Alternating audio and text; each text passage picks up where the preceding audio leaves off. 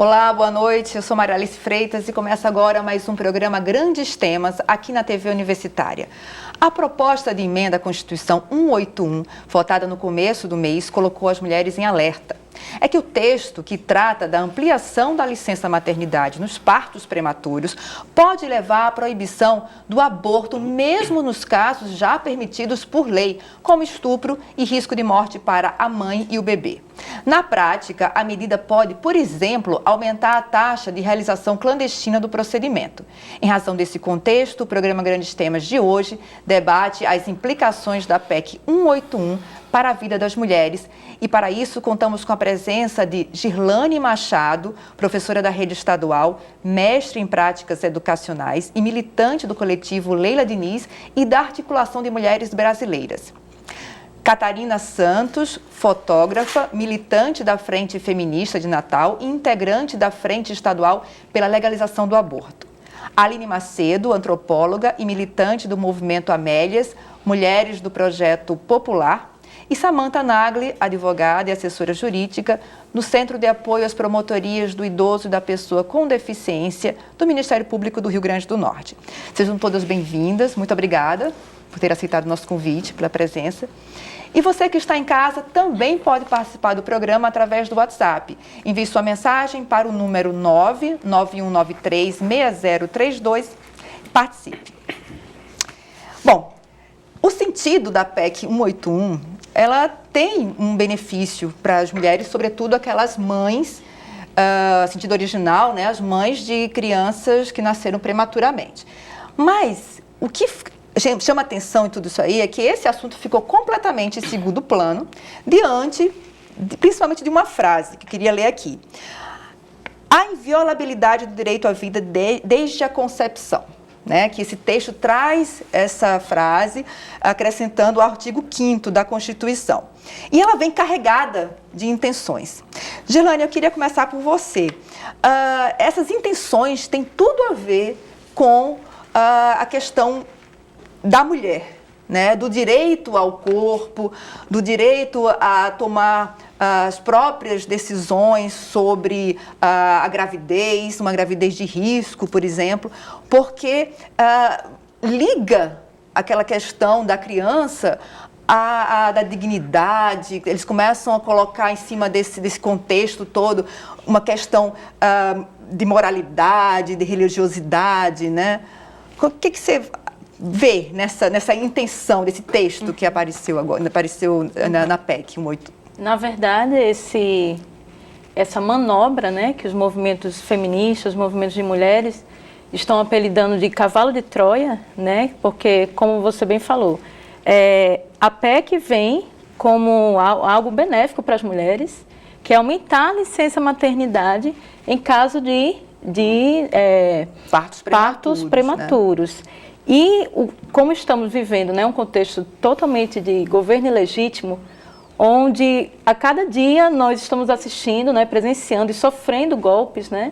Então, nós, mulheres, né, somos também as mais atingidas, né, como minoria política, dentro dessa conjuntura política, dentro desse panorama no Congresso e no Senado, né?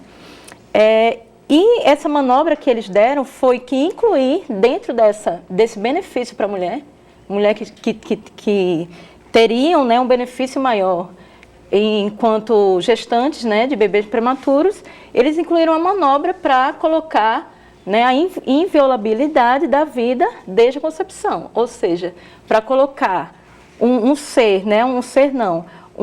vida intrauterina, né, que não há cérebro, onde não há uma vida social, não há um sujeito político, né, dentro da ótica da sociologia e filosofia também, não há uma vida enquanto ser de direitos, um ser políticos, né? E também não pode ser colocada essa vida intrauterina como um ser de direito superior a uma mulher, né? A uma mulher adulta, enfim, uma adolescente ou mulher que já está, né, sendo considerada uma cidadã, que, portanto, ela tem mais direitos, né? Então, é um debate que nós não podemos enxergar esse debate como nesse campo filosófico, né? De onde começa a vida, né? Então, nessa questão do direito, Samantha, você que é jurista, advogada, trabalha com o Ministério Público, tem alguém que tem mais direito ou não? Onde é que começa o direito do ser humano?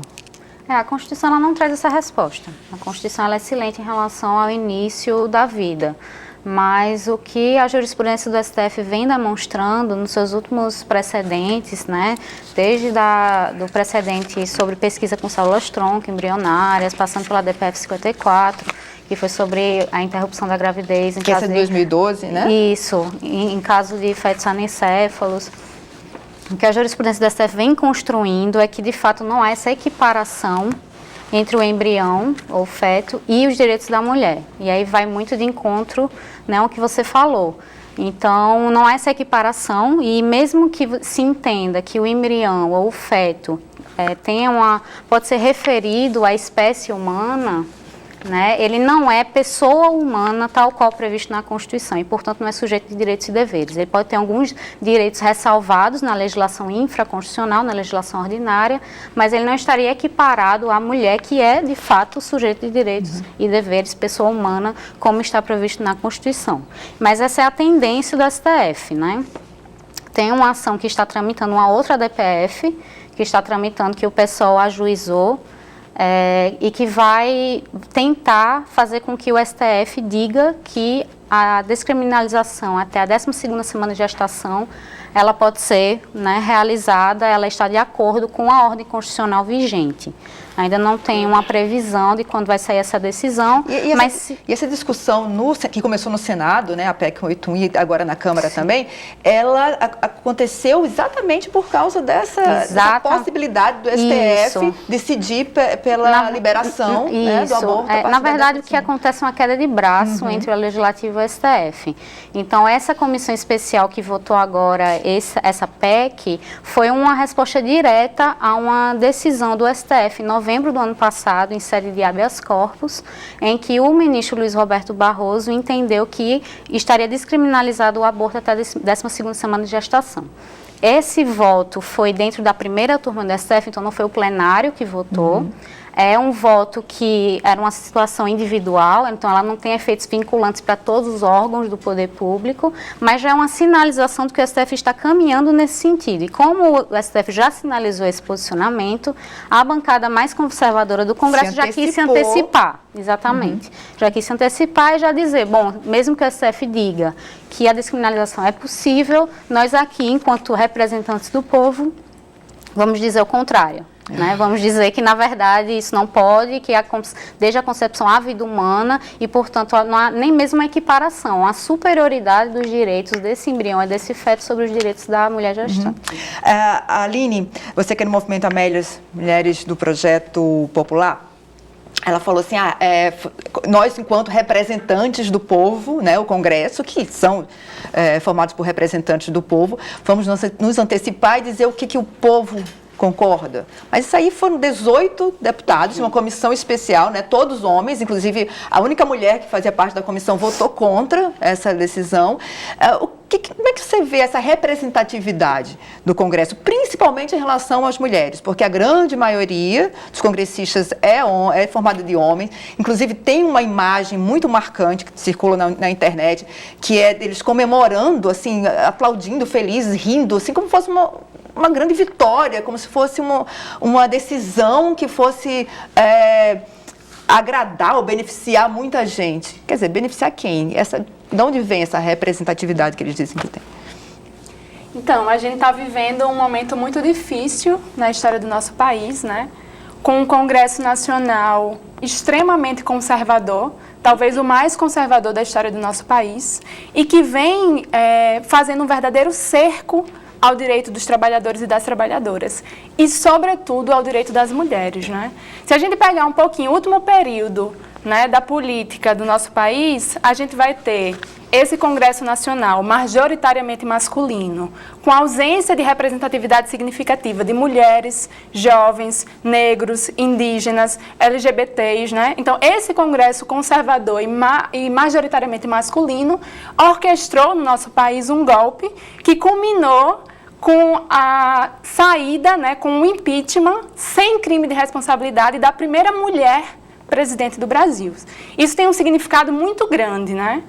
O movimento feminista, ele avança no direito das mulheres, né? A partir de muita luta, a gente teve conquistas e agora a gente está vendo esse retrocesso, né? As mulheres passaram a ocupar espaços que antes eram negados a gente, né? Então, desde a presidência, a ocupar espaços na universidade, a ocupar postos de trabalho mais significativos e reconhecidos. Mesmo assim, ainda cheio de limitações, né? E principalmente para as mulheres mais pobres e negras. E aí a gente vem nesse caminho, né? De precisamos mais direitos e temos um Congresso Nacional que não nos representa e que faz um verdadeiro cerco aos nossos direitos. E esse mesmo Congresso Nacional, né, que orquestra um golpe no país, depondo a primeira presidenta mulher, é o mesmo que utiliza o argumento de defesa da família e defesa de Deus. Então, né, é muito simbólico, né, a primeira mulher presidente do Brasil sair da presidência em nome de Deus e da família. Né? E esse mesmo Congresso Nacional que se diz defensor da família vota contra o casamento igualitário, contra a adoção... Que família, né? Pois é, contra a adoção contra a adoção por casais homoafetivos, negando os diversos arranjos familiares e parentais que a gente tem na sociedade. E esse mesmo Congresso Nacional vai agora, né, que votou e quer fazer passar reformas trabalhistas e previdenciárias que atingem, né, diretamente as famílias brasileiras, né, trazendo ainda mais dificuldades, né, para as famílias da classe trabalhadora. Esse mesmo Congresso Nacional agora quer proibir e criminalizar ainda mais o aborto no Brasil, né? Criminalizando inclusive as mulheres que venham a realizar aborto por situações que já são previstas em leis, que é o caso do estupro e o caso de risco de vida. Quer dizer, o estupro é uma das violências mais brutais que pode acontecer a uma mulher e ela vai ser obrigada a conviver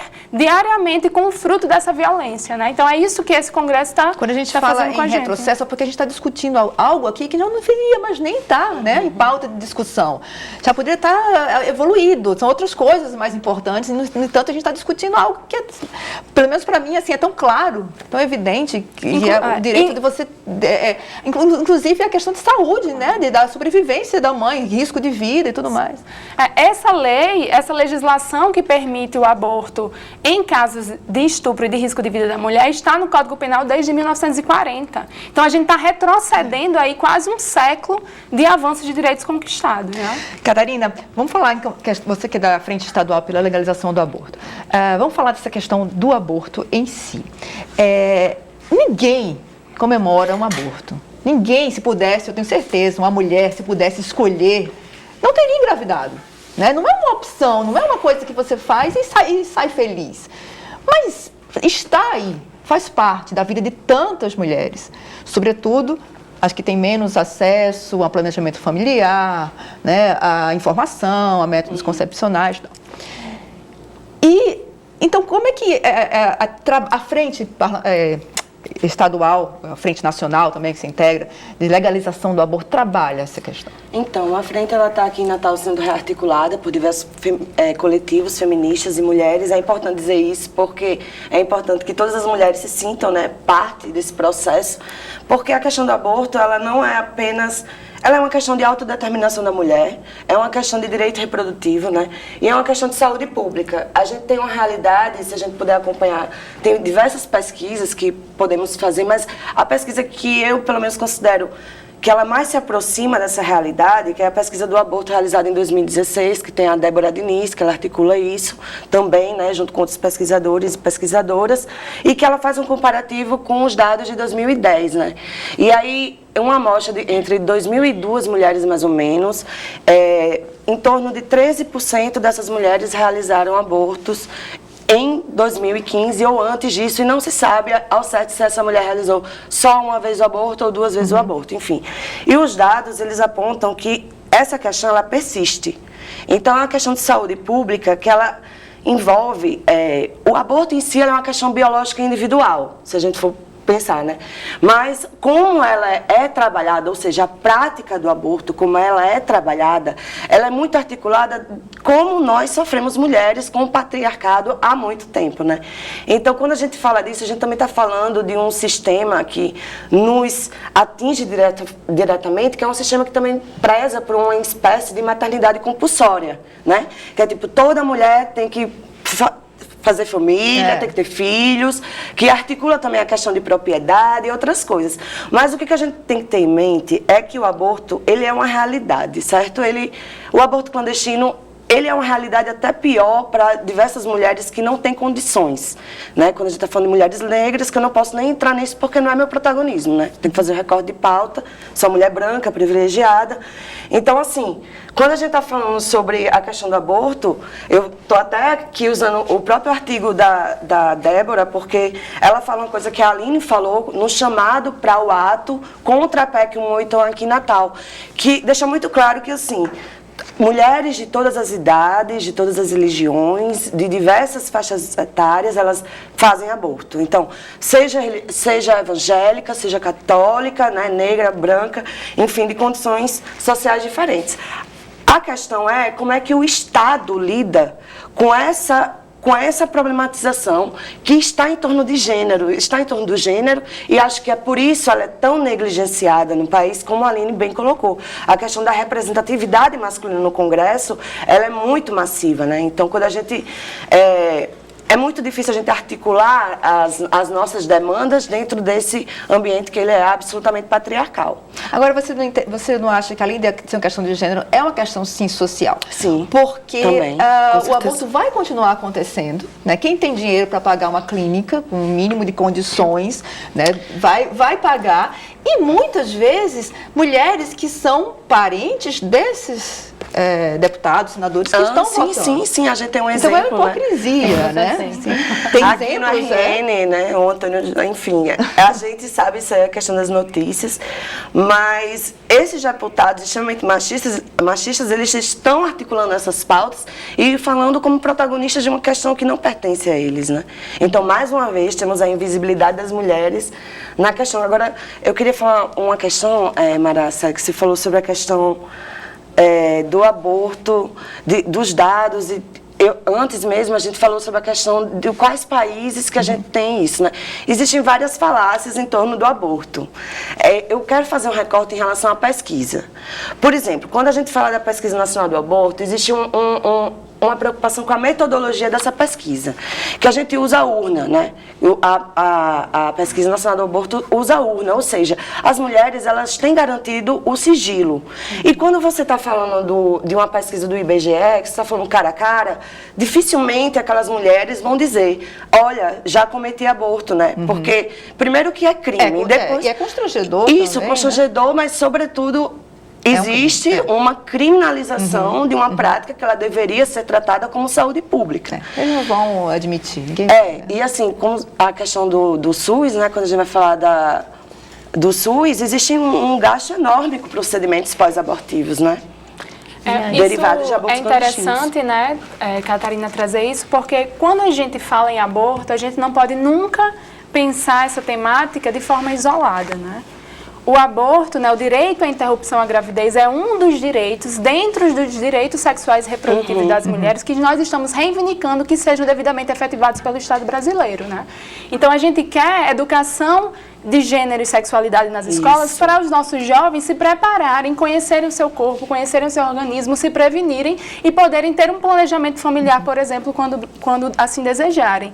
Nós queremos que exija contraceptivos que não ofendam o corpo da mulher, como a gente sabe que existe, né? E que o Estado ofereça mais marcas, né? Mais possibilidades de prevenção à gestação para as mulheres e que haja campanhas publicitárias ensinando as mulheres os melhores métodos de prevenir, inclusive métodos naturais, que não estejam ligados somente a uma indústria farmacêutica, né? Nós queremos também que as mulheres que desejem levar suas gravidez adiante tenham direito a um pré-natal, né, de forma de forma respeitosa, né, que respeite a sua autonomia, que garanta um parto humanizado. Então, a gente está falando aí de uma série de direitos que não são efetivados pelo Estado. E aí, quando a mulher, né, resolve abortar, ela já passou, normalmente, por uma série de violações aos seus direitos. Né? Isso sem falar no abandono dos companheiros quando descobrem que as mulheres estão grávidas, né, da não participação na divisão das tarefas com relação ao cuidado das crianças, das dificuldades financeiras que as mulheres, né, sobretudo as mais pobres, mulheres negras, indígenas, passam. Né? E aí, a gente ainda tem um outro, né, grupo de pessoas, que são pessoas com útero, que não se reconhecem como mulheres, né? Os homens trans, que também sofrem abortos e que são invisibilizados nas políticas públicas de saúde, né? E que nós precisamos pensar isso dentro da ótica dos direitos sexuais e reprodutivos das mulheres e dos homens trans, né, da saúde dos homens trans, e o Estado precisa assumir sua responsabilidade dentro desse contexto. Gente, chegou uma pergunta aqui para a Catarina. Quais são os maiores desafios nessa discussão da descriminalização do aborto?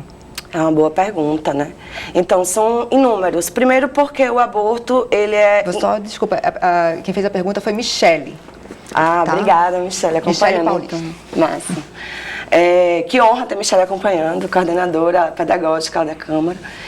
Enfim, a questão os maiores desafios são imensos. Primeiro, vamos começar por o nosso recorte, que é a questão da comunicação, né?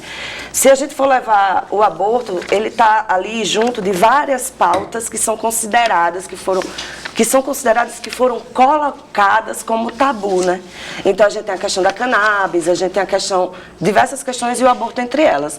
Então, primeiro, esse já é um grande desafio, a gente vencer a barreira dessa comunicação em torno do aborto. E articular, sobretudo, uma coisa que os coletivos fazem, e as Amélias, sobretudo, as bases, né? Como que essa demanda, ela surge das bases, que eu acho que a Aline, Girlane pode falar melhor em relação a isso.